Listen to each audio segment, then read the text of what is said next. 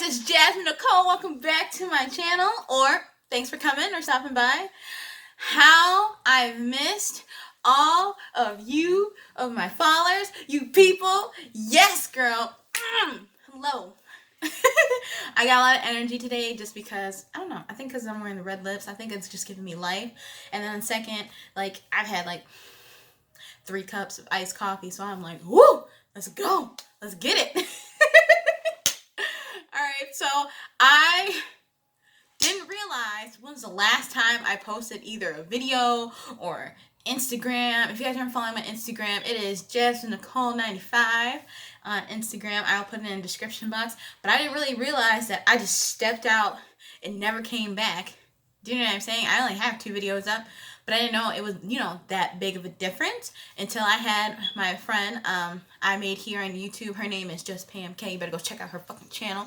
I tell her I sent you. No, I'm just kidding. But I didn't really realize that I was gone or just disappeared for so long. So I'm just back to say I'm sorry. And hey guys, I missed you guys too. I just got the Kindle Unlimited, so I've been like in books. Like, I can't even tell you how many books A, I bought, B, that I have read, and C, if you could see what I've been reading, girl, your husbands would be mad. Your husbands would be mad. No, I'm just playing. Not really. They some books. If y'all want to know, we can put that in. We can put that in another video. But I came today to, sport my little bob here and my little cleavage action. Not really. Let's pull that up. But I came here today I think we need to get to know each other just a little bit more. After my last video about what's in my purse, I felt like, maybe we should just dive in a little more into the what's in Jasmine's mind pool. You get what I'm saying? So today we're going to talk about, I think, one of the most sensitive topics that I probably have on my mind and in my heart was how my pregnancy went. I think that's what we're going to talk about today. So if you guys don't know, I have a 1.5-year-old daughter. Her name's Mariah. She's the cutest little thing in the world.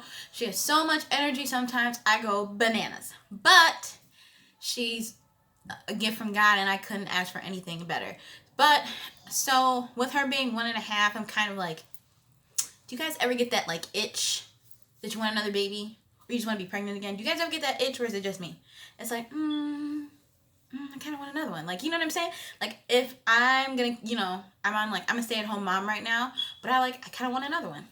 Is it weird? I don't think so. I'm 24. I'm not having any more babies after I'm 30. I already told my boyfriend. He doesn't see the reasons, but I know the reasons just because of what we're going to talk about today. So, I found out I was pregnant with Mariah Rose May. She has a very country name, and our family's from Alabama, so it's got that country in it. So I found out I was pregnant with Mariah on my 21st birthday, I believe. Would it be 21st or 22nd? My 22nd birthday, I found out I was pregnant with Mariah. On my 22nd mother living effing birthday. I was very upset. And no, was it 20? Yes, 22, because I 23. Now she's 1.5, she's turning 2. That means I'll be 20. Yeah, okay. So, get my shit together. On my 22nd birthday, I found out I was pregnant with Mariah. I literally went into my doctor's office and I was like, what's up, man? Like, I just want to switch my birth control. I'm not feeling this no more. This, that, and the third. That's literally how I went into the appointment. He was like, okay, let's do a test, just make sure. He's like, you asked? And I was like, nah. Me and Isaiah had just had a rough patch in our relationship type thing. So we had, weren't really talking to each other. And then, we came back. And then we, y'all know how babies are made, and I'm guessing that's what did it. And so, he comes back in the room, and he's like, whoa, happy birthday by 1, but 2, you're pregnant, so I can't give you different birth control. And I just sat there, and I sat there, and I sat there, and I sat there, and I was I think you could tell, you could see, the anger in my face, but I just sat there, and, yeah, I, went home I was like, fuck, well, my plans to go out and turn up and be 22 is over. Throw that out the window. You know what I'm saying? Because I didn't get to go out for New Year's because I was at work because I worked retail. So, it was my holiday at work. So, I was like, well, let me rock this out at Walgreens and, call it a day. But, yeah, so January 3rd, found out I was pregnant with Mariah. And that's when it all kind of went downhill. Had, I think, the roughest pregnancy that you could possibly have. Like, I'm probably being dramatic, but to me, it was crazy. Every smell made me throw up. I lost 60 pounds. Did you hear me? Did you hear what I just said? I said I lost 60 pounds. 60. 60. 60 pounds with this girl. 60. See why I'm like, don't really want to, I want another one, but I don't know. I know all pregnancies aren't the same, but when you, anyhow, so every smell would just set me off. Like I was so nauseous every single day until she came out. It was crazy. I threw up every morning. That was my routine. Literally, I rolled out of bed, went to go throw up, kissed on my man, went to go throw up, got ready for work, went to go throw up, went to work, threw up. Like, that's literally what it was. Like, I could not hold anything down. The only thing I could hold down my entire pregnancy were the cup of noodles, the ramen noodles with hot sauce in it. Kid you not. That was it.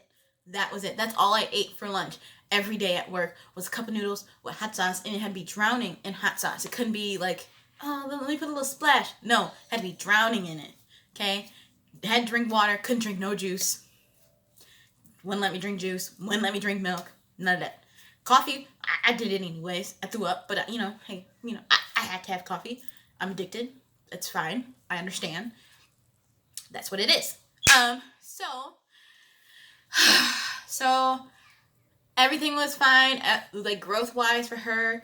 I remember we went to go see one ultrasound of her when she was like, like the little tiny beans, and you could just see her just jumping around in there, just having a great all time. And it kind of, makes me think like, oh, well, she's like that right now, so I can't imagine her not being like that in the womb. You know what I'm saying? And everything is fine and dandy till the end of my pregnancy. The main thing during the whole first and second trimester was I could not hold anything down. So we're going into my third, which is, and the stretch. I thought it was over. I got some energy back, but all I did still was throw up. I was so nauseous. I tried taking medicine. It made it worse. I tried switching my prenatals to like the Flintstone gummies. Didn't work. Like, I just drank a whole bunch of orange juice because like the folic acid in there has so much in it. I was just downing orange juice. Didn't help. So, whew, I was just thinking about all that stuff I went through. Kind of make me not want a baby a little less. But, and so we're in my third trimester. And like I said, I'm a stay-at-home mom now, so I can just talk about my experience. I was working at Walgreens while I was pregnant with her. 7 months along, I got fired. I got terminated for some things that got me my job back because they didn't do it the right way. Well, my boss didn't do it the right way, so they ended up bringing me back, but I'm 7 months pregnant, and the stress of that literally made the rest of my pregnancy so much worse. Just made it so much worse because I was so stressed the whole time. So now that, remember I said I had that routine of like a couple times a day I would throw up, like I was throwing up constantly. And so because I was still throwing up constantly, I became dehydrated. So because I became dehydrated, I was passing out at work. And it got to the point where I remember it was the end of August, and I live in Wisconsin, so I don't know, I live kind of by the lake. So July and August, for end of July, August for us is really hot. It's not like I said, Alabama heat, but it's like a wet heat. And so I'm passed out, I think maybe 3 times. So then I remember asking them, just not putting me by myself just because of the fact of, hey, I'm passing out. I don't think you want me passing out and someone else has to come in to cover me all the time. Don't think that's what everybody wants to do. Didn't end up happening, so I went on leave early because I was just in so much pain. And I mean so much pain at the end that I literally went to one of my appointments and I was crying, asking him to take her out. I was in so much pain. So he ended up taking me off, and he was like, well, we're just going to have you put you on bed rest. And I was like, okay, fine, whatever. I'll sit at home. And, I think I was watching Game of Thrones at this point. So I, sit at home watching Game of Thrones until, my due date I think my due date was September 9th. And September 9th comes around. Mariah doesn't want to come out. So September 13th comes around. She still ain't coming out. So I get to my last appointment. I'm at the point where you see him almost every day. And so he's like, I'm just going to schedule you, an inducement. So I remember, like it was yesterday, September 16th. Me and Isaiah walk into the hospital about 6 in the morning thinking that, we're going to go have our baby. It didn't happen that way. It didn't. Mariah's stubborn. She's stubborn like her dad and her mom. So it didn't happen that way. It didn't. So I remember 7 in the morning, I'm cranky because I am not a morning person. They told me I couldn't eat after 7 p.m. last night, so I'm very cranky because I'm pregnant, like heavily pregnant, and you're hungry. And I already, throw up all the time, but I really wanted something to eat. And so I'm very cranky. Isaiah's cranky because he's not a morning person either. And so we're just walking in here like, yeah, we're going to go have our baby. We're so tired. Like, we're excited, but we're like, let's go have this baby so we can get something to eat or go to sleep. You know what I'm saying? And so we walk in, they hook me up, they give me some Pitocin, start my contractions, everything. I feel like everything's going good, right? And so I'm starting to feel these contractions, right? And I'm like, this little on pass, that's all right. I have a high pain tolerance, but once I got to this certain point, I was done for. So I'm getting to the point where I'm just like, just squeezing Isaiah's hand, and I'm just like, oh God, and I just couldn't do it anymore. So I was like, okay, I want some type of pain medicine, right? I was like, but my heart, guys, my heart was set on not getting the epidural. It was set. I was like, I've heard too many bad stories about this. I'm set on not getting this today. I was set, okay? Set. Didn't happen that way. So they end up giving me the IV pain medicines that you can get every so often to help you out, right? I remember them injecting me with that medicine, and I remember I felt so good.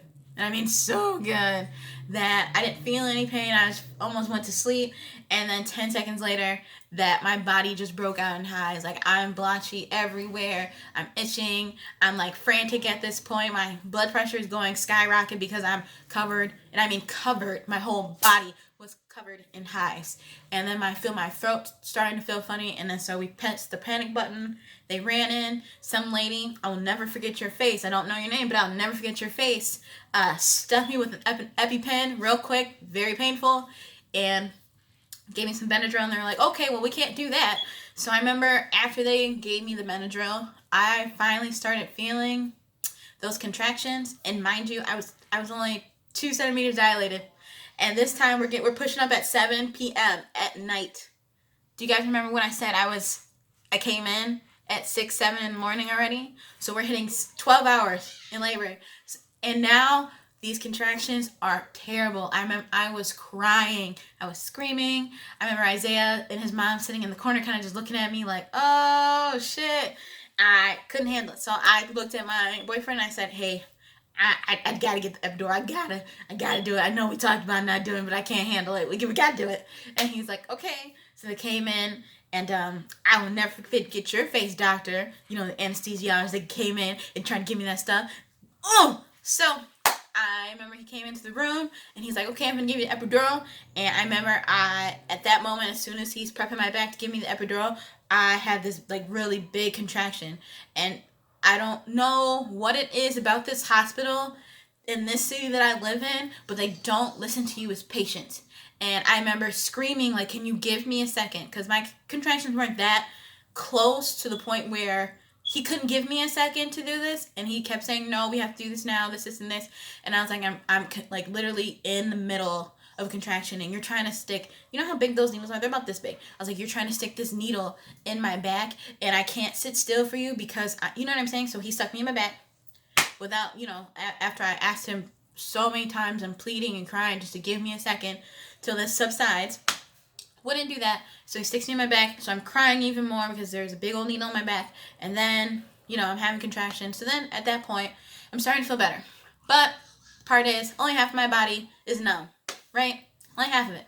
The other half, I can still feel everything. So I'm in like, it's a lot less because I'm only feeling it on one side than feeling it on the other side, you know what I'm saying? So I'm sitting there like, oh, well, this is better. So it comes around, I think it's the next day, right? We're still waiting. Nothing's happening. Next day, like we're getting close to the end of the day. I think this is about midnight. on the 17th. Mariah's birthday is the 18th, okay? So I've been in labor over 24 hours, and now we're pushing up to 30 plus, okay? And so he come in, and my doctor breaks my bag. I'm only at 4 centimeters this time. Mariah really did not want to come out. They gave me the max amount of Pitocin that you can give a woman my size, because I'm a bigger woman. You know what I'm saying? They gave me a max amount of Pitocin they could give me. I already had my epidural, like, starting to wear. So he comes in and he breaks my bag. And I remember feeling like I pissed myself. And it was the most uncomfortable feeling ever, because I know I can feel it on one half, but I can't feel it on the other. And I felt so bad because I couldn't, like, raise my legs up by myself. And it was just... I'm trying really hard not to cry at this point, because this is where it gets even worse. And so I remember him leaving, and I'm so stressed out. My blood pressure is really high at this point, right? Because I've been in labor this is my first child. I've been in labor over 24 hours. I'm hitting on 30 plus hours now, and I'm just really stressed out, and I just want this to be over. And I remember them coming in the room constantly, in and out, and I just thinking, like, can you just let me sleep? Like, I've been up all this time. I haven't eaten anything except these goddamn red ass Jello cups, and I just want you to leave me alone. But they kept flipping me, because every time I would contract, Mariah's heart rate would go down. And so the fact of that, like, just knowing that every time my body was like, okay, we want you to come out, and her, heart rate's going down, it was just a little too much. You know what I'm saying, at the situation. And, all right, back. And, so I remember my doctor, he's a rock star doctor, and I just see him at a different hospital now, comes in the room and he says, okay, it's been too long. Her heart rate is dropping. Your blood pressure is way too high. We're getting to a dangerous point. So we're going to have emergency C-section and just take her out. And I said, okay. Isaiah has been, I love him to death. Like, guys, I can't picture myself with any other person. And I can't wait till we walk down the aisle and say I do. But Isaiah is so frantic over me. And when I mean frantic, he's just like, oh my God. He thinks I'm like a frail little bird that's going to break. And so he's very stressed out. And I just remember just trying to coddle him, saying everything's going to be okay. Everything's fine. And so we go in the room. He gets dressed in scrubs. And we go in there. They ask my name, tell my name. He asked when I'm getting done. And since I went to school for pre-med for about 2.5 years, I told him, like, technical terms of what he's doing. He's going to take 10 blade. He's going to cut. I was like, hey, I already know what you're going to do, bro. So just do it. Let's get this over with, right? And so they laugh in the operating room. And so he does a test cut. And I was like, oh, I can still feel you. He tries on the other side. I was like, oh, no, I can feel all that. Remember, I told you I can only feel half of my body, right? And then so, then they had the anesthesiast come in, and they gave me another one, right, in my back, trying to numb me so I can stay awake to see when, I can stay awake so that I can see my kid, right? And, they do another test cut. I can still feel everything. So then they give me another one. So at this point, I'm up to, like, 3 epis. Not epis, but 3, epidurals, right? And then I still feel them. They gave me another one. I can still feel them. So they give me one more. Trying maybe the 5th. I can't feel anything. At this point, my whole body, up to, like, my neck down, is numb, but I can still feel everything on the side. So I'm like, I can still feel you. So then they're like, well, we're gonna have to put you under. Okay, cool. I already had I already had my fear of going under, because my mom has issues waking up. Do you know what I'm saying? Because my mom has cancer. And I remember she had one of her brain surgeries. She has, like, hard time waking up from any major surgery, which is, okay. So they put me under. And the C-section was successful. They took Mariah out, and they gave her to Isaiah. And then they started putting, everything back in me, right? And I remember nothing of this. So when I woke up the next time, obviously, because I was put out, I didn't get to see Mariah for her first 10 hours of her life. I was so emotional when I woke up to know that I missed the first 10 hours of my daughter's life. Couldn't see it, because they had put me under, and I just felt so emotional and just so angry, and I just wanted to cry. But when I've seen her for the first time, I thought she was the most beautiful thing I have ever seen in the entire world. And I remember, you know, trying to sit up and to grab her, and I felt so much pain, and I felt like I want to say I felt like such a loser that I couldn't just do it the natural way. Like I couldn't just push her out. That, we weren't on the same page. But, I have to realize that, it's not my fault. Some things just don't go the way you want. God has plans for everyone, and that just wasn't his plan for me to have a natural birth, and I have to accept that. And so my doctor came in and he asked me how I was doing, checked my incisions. He's a brilliant surgeon. I barely, I had an emergency C-section and my scar looks beautiful. Like it's really not that bad. And, so he came in and he was explaining to me everything that happened in the surgery. And then I asked him, because Isaiah asked me, is that normal? You being in the operating room so long, and I asked him how long I was in there, and he said 4+ hours, and that's not normal. Yes, it's going to take some time to put all your organs back and put everything and stitch you up, but 4+ hours isn't normal. So I asked him why I was in the room so long, and he told me that basically they couldn't stop me from bleeding. So they got Mariah out, and I don't really remember the term he used, but after they got Mariah out, cut the cord, and passed her on, is when I went all hell. Like, all hell broke loose with me. My blood pressure started to fall. My pulse started to fall. I was bleeding out on the table, and they couldn't get the bleed to stop. They hung up a bag to, make sure, give me some blood and everything, and they finally got the bleed to stop. So hence why it took so long for them to, they literally had to stabilize me, and then they had to make sure I was okay, and then they put me back in the room. So he just explained to me that I just almost died before. And I remember just sitting there just like in total shock, because not only did he save my daughter's life, but he saved mine. And when people ask me, because I travel about 25 minutes now, because he's not at the same hospital anymore, to go see him, and they ask me, why do you travel so far just to go see your gynecologist? And I said, I could never thank this man enough for A, saving my life, and B, saving my daughter's life. Like, I could not imagine having another doctor. And now that I literally talk about how what my emotional feelings with, I've talked to it with Isaiah, and I've talked with my mom, but talking out loud about my actual feelings about going through that again, it just scares the living crap out of me, because it's what if the next time, because obviously I've had a C-section this time, next time I gotta have another one. What if the next time it's not, you know what I'm saying? It goes the wrong way again, or I just don't wake up, and it's hard. But I have to realize that how God has planned for me. So, guys, Mariah is now, like I said, 1.5. She's about 22 pounds. She's a little underweight, but she eats everything in sight, so I don't really know. Maybe she just has a fast metabolism. Maybe, that's just a gene that skipped from me and her dad and, was passed on to her. I'm not really sure, but she's great. She's healthy. She smiles all the time. I don't know if you can hear in the background, but she's talking a lot. She's never, she says her little gibbers and whatever babies do, and she's just the perfect little angel, and I couldn't ask for for anything better. And I'm healthy to an extent, or whatever. But but I don't know. I just wanted to come back and say hello. I missed you all. Thank you so much for, subscribing and following this journey of me starting my YouTube channel.